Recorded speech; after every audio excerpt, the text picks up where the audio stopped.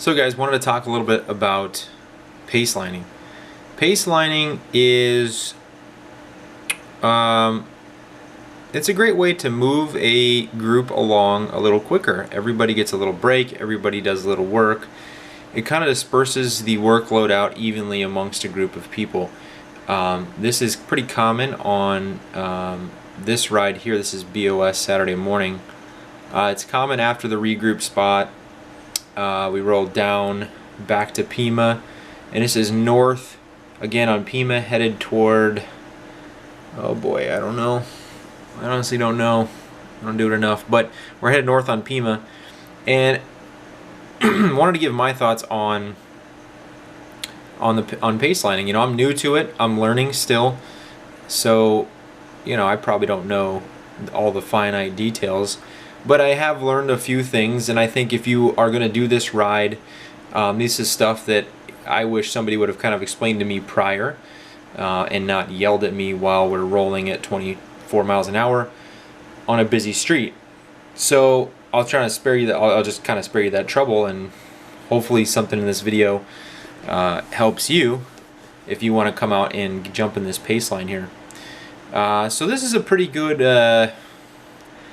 clip, pretty good pretty good group of fit guys, and we're kind of working now. You see that you've seen me rotate a couple times here. Basically, the idea is one side of the pace line is pedaling a little softer, a little easier than the other side. The other side comes up, the other side goes down, and the reason you do this is you get a break while you're going down the pace line, while you're going down just the easy pedal side, and you have to work a little bit harder as you're coming up the other side, but you're blocked from the wind by the side that's going a little slower.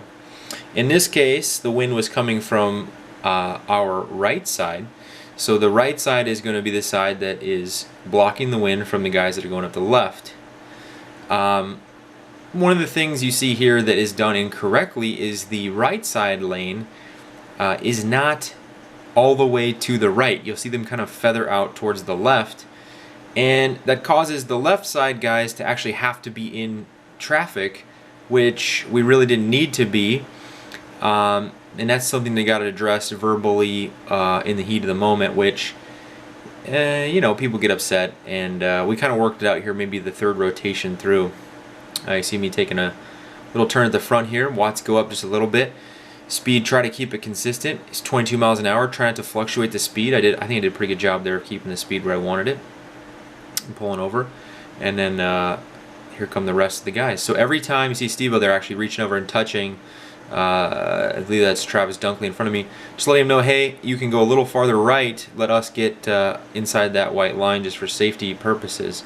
But it's a natural kind of reaction to when you're on someone's wheel and you have a little breeze, or in this case wind, coming from your right hand side. You want to feather, you want to move left to get a little better draft on the guy in front of you. That's natural, that's what we're used to doing.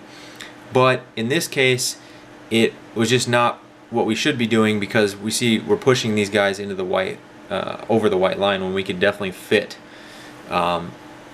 all inside the bike lane. So here we go again. I'm making a little rotation from the back, moving around, and the idea is that this moves the entire group of people along at a faster pace than we would with just some people taking turns at the front, and it's a little safer. Everybody gets a chance to put in some work on their legs, and it's a little more kind of controlled, and you know, you can still push the pace in the group. You see I'm doing like kind of 24 miles an hour here.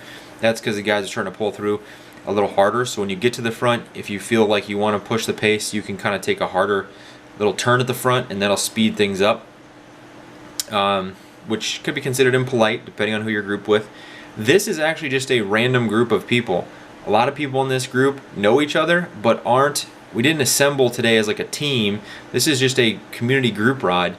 So all things considered, I think it's working out pretty well.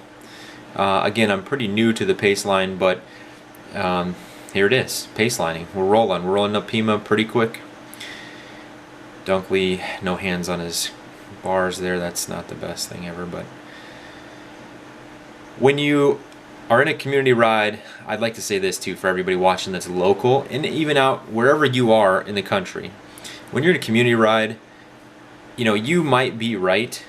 You might know exactly what needs to happen. You might, you know, want to stop for every stop sign, or you know, you might be right, but being an a-hole during the ride isn't the way that that's going to change the ride. If you see something going on that you don't like, at the next regroup point, just just bring it up. Just say, hey guys, we could do a better job of staying, you know, to the right. We could do a better job of pausing for stop signs or whatever it is.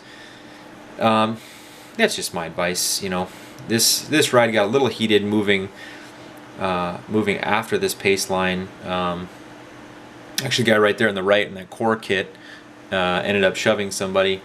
And anyway, it just, yeah, it's a community ride, man. Let's all work together and work the stuff out. So hopefully this video finds somebody that hasn't ever done a pace line, and you can kind of watch and see what I'm doing. And I'm making all kinds of mistakes. Like, you see my power fluctuating is because I have no consistency in my pedals, and I'm opening up gaps and having to close them myself. So I'm definitely not an expert.